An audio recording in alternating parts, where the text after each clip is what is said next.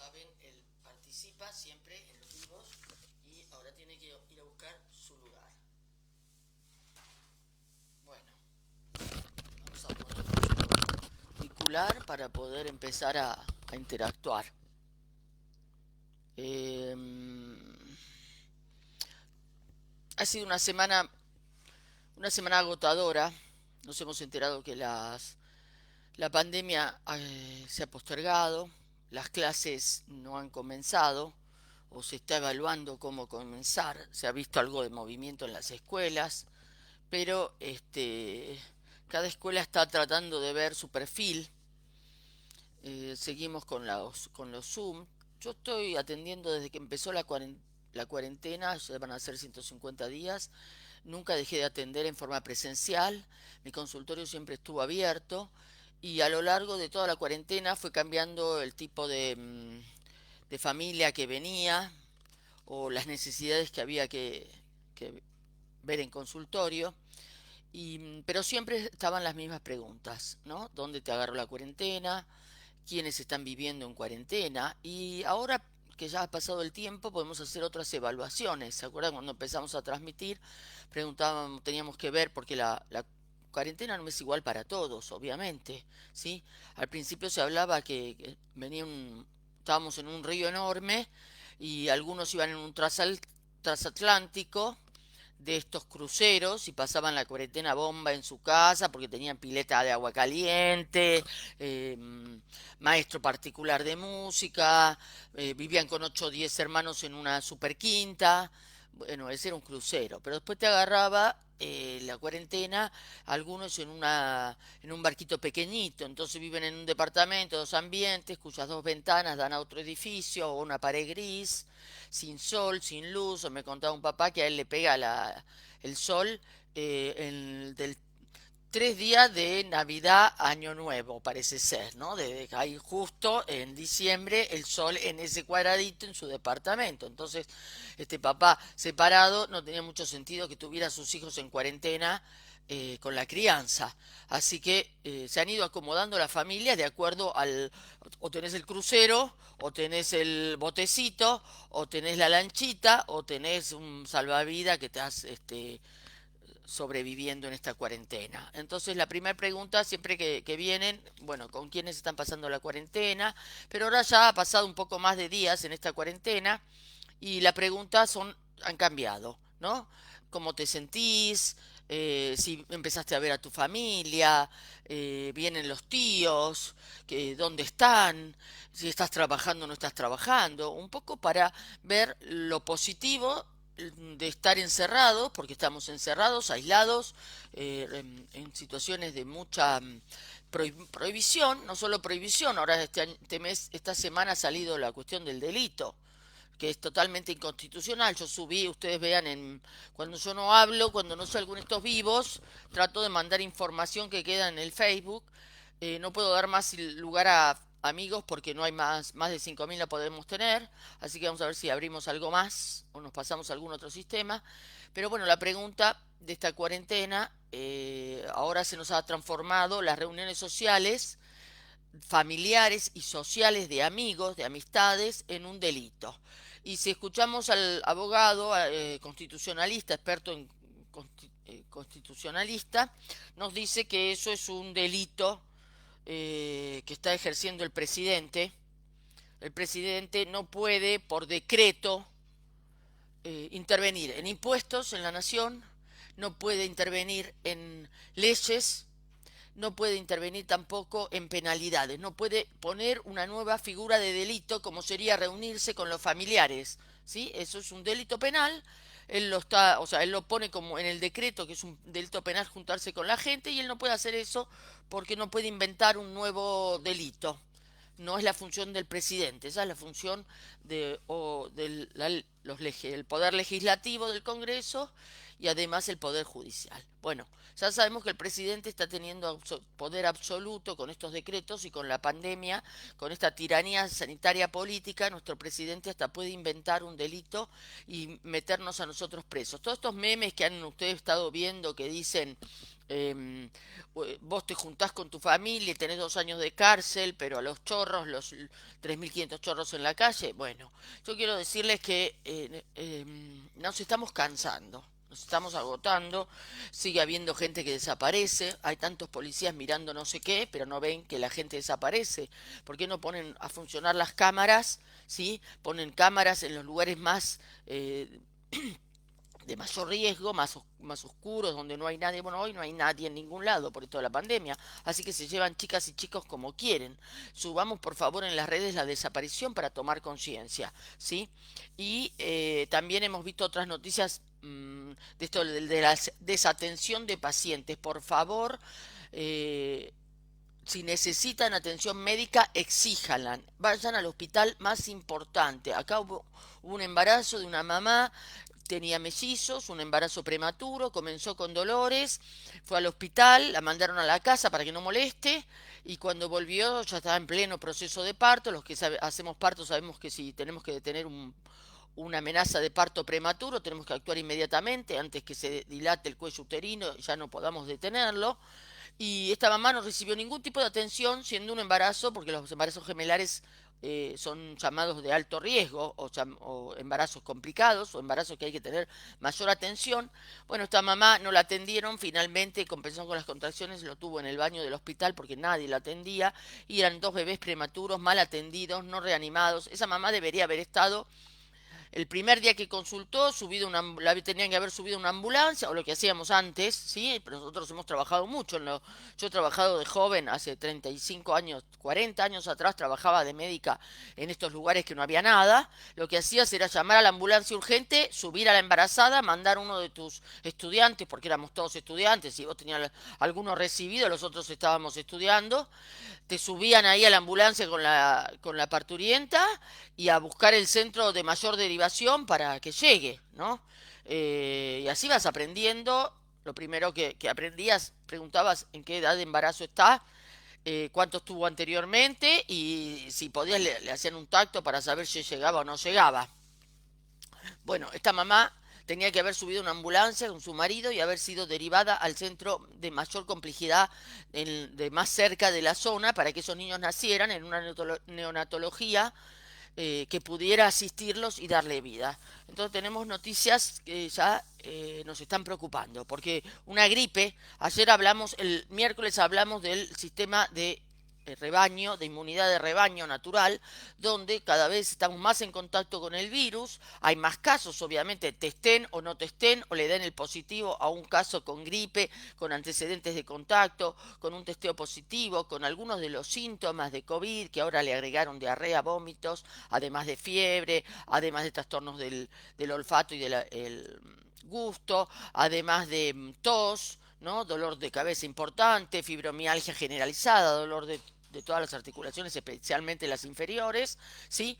Bueno, ahora tenemos también que son COVID positivo todos los casos o contactos, aunque no se hayan hecho el test. Bueno, no importa, la cuestión es que acá aumentan los casos, esto es verdad, y también aumenta la inmunidad de la gente, o sea, toman contacto, el virus va mutando, se va haciendo más débil, el sistema inmune lo va decodificando, lo va aprendiendo y va cambiando y ya pasamos a tener una gripe menor. Además, después de 150 días de encierro, de haber tratado de que la gente no se contagiara, los contagios siguen. Fíjense que Uruguay no tiene esta cuarentena de ninguna manera y no han tenido contagios. O sea, no es la cuarentena la que impide o no impide los contagios. La cuarentena lo que hace es que los contagios se produzcan en forma menos acelerada para disponer de un sistema hospitalario. Resulta que hoy el sistema hospitalario también está encarcelado porque solo se trabaja con las sospechas de COVID se aísla a los pacientes, no se los deja abrazar a sus seres queridos cuando están en una situación grave, no se deja participar, no se está atendiendo como se debería atender la medicina o los casos o los pacientes o todo lo que tenemos que atender como médicos. Entonces estamos llegando a una saturación de la capacidad también del personal de salud. ¿Sí? Y también de las personas, o sea, esta cuarentena nos está llevando a un estado depresivo y de locura y no estamos pudiendo salir. Entonces, yo no quiero ser hoy un bajón, no voy a leer, em, voy a fijarme que tengo acá puesto, voy a hablar del barbijo, los efectos adversos del uso del barbijo, ¿no? Se dice que el barbijo, la Organización Mundial lo recomienda para personas que trabajan, que atienden, que acompañan enfermos de COVID. Enfermos no es positivos, enfermos no son contactos de positivos. Enfermos son personas que tienen gripe, que tienen fiebre, que tienen diarrea, que tienen una dificultad respiratoria, que están desarrollando un cuadro respiratorio de vías superiores o un cuadro, una neumonía, le llamamos atípica o neumonías de COVID. Bueno, los enfermos internados domiciliarios o en hospital o en clínicas, las personas que lo atienden o los acompañan deben usar una mascarilla cuando están a menos de 1 metro de contacto. Entonces, ¿para qué usamos la mascarilla? Las personas sanas. Los problemas que nos traen son, primero es dificultad respiratoria, ¿sí? Nos aumenta el anhídrido carbónico, estamos respirando nuestra basura. Lo que tenemos que sacar del cuerpo, lo estamos volviendo a respirar. Y tenemos muchas bacterias, muchos virus, y en esa especie de caldo de cultivo, la mascarilla aumenta todas las bacterias, virus y todo lo que tenemos. Entonces, el primero trae dificultad respiratoria, sobre todo mujeres, ¿sí? Las mujeres sentimos una gran necesidad de respirar.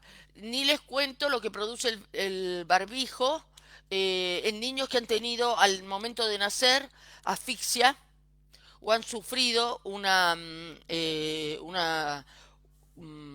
cuando nacen con el cordón al cuello, que tienen dificultades para salir. Bueno, todo niño que ha tenido un parto con dificultad respiratoria, todo aquello que me tape, o otro trauma de abuso, donde te han tapado la boca, la dificultad respiratoria te va a traer recuerdos inconscientes que no sabes de dónde salen. Quien ha tenido, por ejemplo, un ahogamiento en pileta, que ha sido reanimado, o alguien que en la pileta sintió una sensación de ahogo en el momento del parto, en el líquido amniótico, pero también en alguna pileta de niño. Después tenemos que aumenta las enfermedades respiratorias. Si yo ya tengo enfermedades respiratorias, las perjudica. ¿Sí? Me produce dificultad respiratoria y me aumenta la... Después se autocontamina. Habíamos dicho que esto es basura lo que respiramos, porque nosotros sacamos hacia afuera desechos de nuestra actividad metabólica y se autocontamina con nuestros bichos. Autocontaminación. El cuarto es la contaminación ambiental. Bueno, todo se va quedando en ese barbijo, va tomando lo que va ocurriendo y además yo lo manipulo. El quinto es peligro de manipulación por niños y personas en condición psiquiátrica. Se sacan el barbijo, lo tocan el del abuelo. Al final, ¿para qué te pusiste el barbijo si estás toqueteando todo el tiempo un caldo de cultivo? Entonces el barbijo hay que ponérselo y no tocarlo. ¿Pero qué hacemos? No lo ponemos, no lo sacamos, los chicos se lo ponen, se le cae, se lo ponen, a poner. O sea, todo esto es muy ridículo volver a las escuelas con barbijo. Porque los niños tienen dificultad respiratoria, tienen enfermedades respiratorias, los chicos son niños, y ustedes saben que los chicos tienen siempre tos, mocos, respiración adenoidea, respiran por la boca, tienen las amígdalas crecidas, tienen dificultad para respirar a la noche, con apneas, bueno, contaminación de todo tipo, contaminación ambiental, porque hoy sabemos que los ambientes son muy sucios, el peligro de manipulación, siempre lo van a estar tocando, ¿sí? Y además el peligro que tiene este caldo de cultivo, que es el barbijo, en lugares húmedos y calientes. ¿Sí? Pensemos Buenos Aires, pensemos el Delta, pensemos toda la zona del río. Buenos Aires está a orillas de un río.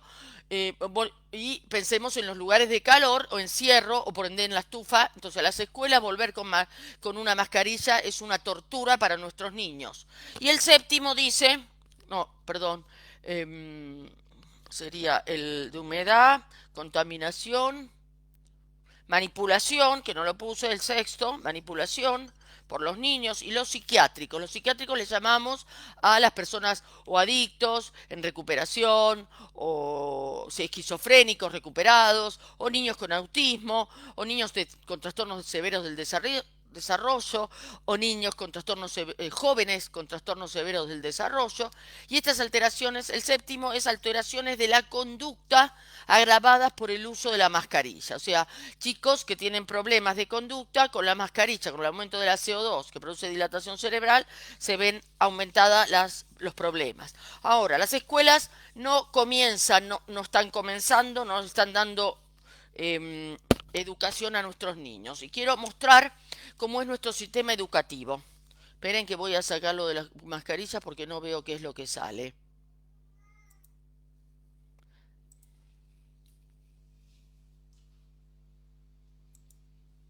Bueno, entonces, el ciclo lectivo. El ciclo lectivo nuestro, antes la pandemia, tenía 4 meses y medio que comenzaba en marzo. Todos los niños piscianos, en época de Piscis, que uno anda medio perdido y no sabe para dónde ir. Bueno, en época de los piscianos, comienzan las clases, tenemos 4 meses y medio de clases, 2 semanas miserables. Todos sabemos que las 2 semanas de vacaciones de invierno, la primera semana te estás relajando, pero acordate que te dieron tarea, y en la segunda ya te estás angustiando porque se terminan las vacaciones, no hiciste la tarea y ya vienen de nuevo las clases. Y si no te digo, si la familia decide irse de vacaciones con los chicos en vacaciones de invierno a algún lugar, la locura de los pobres padres en vacaciones, porque la locura de salir, la locura de volver, bueno, los padres no tuvieron descanso, ¿sí? Luego tenemos otros 4 meses y medio, ¿sí? Estas son las vacaciones de julio, 4 meses y medio, hasta mediados de diciembre se usa ahora, todo un chorizo donde meto al niño de lunes a viernes durante 4 meses y medio, le doy 2 semanas para que descanse, no sé quién descansa, los maestros, porque los pobres padres ni los pobres niños descansan de la angustia, ¿sí? Y 4 meses y medio más de otro chorizo apretado de material de conocimiento. Y ahí entonces viene la catástrofe. ¿Por qué la catástrofe? Porque estamos todos cansados, termina el año, hay que hacer los boletines, hay que hacer las entregas, los padres tienen que ver si cambian de trabajo, si no cambian de trabajo, y acá nos tenemos que ir de vacaciones, hacer la fiesta de fin de año, la Navidad, fin de año, vacaciones, terminaron las clases. Los chicos que tienen que recuperar, los adolescentes que se llevan materias y los padres no se pueden ir de vacaciones. O sea, este es el hecatombe argentino latinoamericano. Porque terminan las clases y se viene una hecatombe, y esta hecatombe, que son las vacaciones largas, que es un agujero negro, este agujero negro que no sabés qué hacer con el pibe, que estás apurado, diciembre la pasás para la miércoles, le dan una depresión de la gran 7 por las peleas familiares, y vos después tenés 2 meses y no sabés dónde meterlo. Los pibes ahora quieren ir a la colonia. Las vacaciones no sé si las pudiste hacer porque cada año podemos hacer menos cosas, entonces ni digamos que nos vayamos afuera porque subió el dólar en la Argentina y ya ni podés contar con eso, tenés que ir, vaya a saber a dónde. Bueno, en este caos que el niño no aprende nada. Entonces, ahora si le quiero mostrar, capaz que seguimos la otra semana, pero ahora quiero mostrarles cómo son las clases en el norte. Acuérdense que además en la Argentina los chicos empiezan primer grado sin el cambio de dientes, sin haber estirado la formita del cuerpo, sin haber independizado las fuerzas de formación del cerebro para pensar y adquirir conocimiento. Entonces el niño que cumple 6 añitos hasta el 30 de junio entra a la escuela. Este niño se come todo este chorizo educativo teniendo 5 años. Y cuando recién está preparado con 6 añitos para el otro chorizo, ¿sí? Este niño recién está acomodado. Todos los niños que nacen que cumplen años, desde el comienzo del año hasta la mitad, recién empiezan a tomar contacto y a aprender a agarrar el aprendizaje del grado correspondiente estos 4 meses y medio. Cuando está justamente el niño pequeño, el niño geminiano, el niño canceriano, el niño pisciano que cumple ahí los 6 años, ¿sí? el taurino que resiste de cualquier manera porque es pequeño, pero él resiste porque este tarudo y hace lo que puede, el ariano que no te va a hacer caso y que va a correr para el lado que le guste a él. Bueno, estos niños empiezan a adquirir conocimiento esta segunda mitad del año y de repente cuando están cancheros disfrutando, cuando ya los maestros no te rompen más, porque los maestros te empiezan, señora, su hijo tiene algo, señora, llévelo a la tiene algo, es pequeño, lo hubieran dejado medio año más, el chico no tendría nada. ¿Sí? Después la maestra misma te dice, ay, en agosto te dice, mejoró muchísimo, ay, ahora ya aprendió, claro, está maduro. Bueno, en esta segunda mitad del año, cuando el chico está aprendiendo lo que le corresponde por su segunda mitad, cae en el agujero este negro, donde los padres no hacemos nada, porque los padres tampoco le dan clases, vacaciones, 3 meses de vacaciones, el chico que había recién aprendido algo en primer grado, lo pierde en estos 3 meses de caos, ¿sí? Y comienza segundo grado. Pobre pibe, no terminó de aprender primer grado y ya empieza otra vez con el contenido a sufrir de segundo grado, que tampoco lo puede tomar, porque él cumple 7 años el 30 de junio o el 25 de mayo. Entonces se acomoda recién en agosto, empieza a entender segundo grado. Cuando está entendiendo segundo grado vienen las vacaciones. Bueno, estos pibes sufren toda la vida, estos chicos, pibes, le cae bien a pibas y pibos, ¿sí? Estos pibes y pibas, yo no sé cómo se dice ahora, pobrecitos, toda la vida desembocan, o sea, desentonan en relación a sus compañeros y aprenden la mitad hasta que el niño, ese joven, quizás repite primer grado por propia voluntad, dice yo no sigo estudiando, pasan 2 años y se mete o repite un año y ahí se acomoda. El chico que repetidor por ser inmaduro se acomoda y empieza a pasar de año. Imagínense, estos entran con 17 años a la Universidad de Buenos Aires, que es una universidad torturante. Si hay una universidad que te destroza en el CBC y en primer año es la Universidad de Buenos Aires, esto entran con 17, mi amor. Bueno, este es el proceso argentino. El proceso argentino que no se va a cumplir, que desde diciembre del año pasado hasta hoy, 7 de agosto, el agujero negro se ha convertido en el pozo infinito de inaprendizaje. Nuestros niños no están recibiendo ningún proceso educativo. Ahora voy a mostrar, comparándolo con el argentino, voy a poner el método del norte. En el norte las clases empiezan en Virgo, ¿sí? Empiezan en septiembre y tienen de clases, tienen 6 semanas. Enseguida, como empiezan en septiembre, en octubre, tienen 2 semanas de vacaciones, se llama 2 semanas de vacaciones de otoño.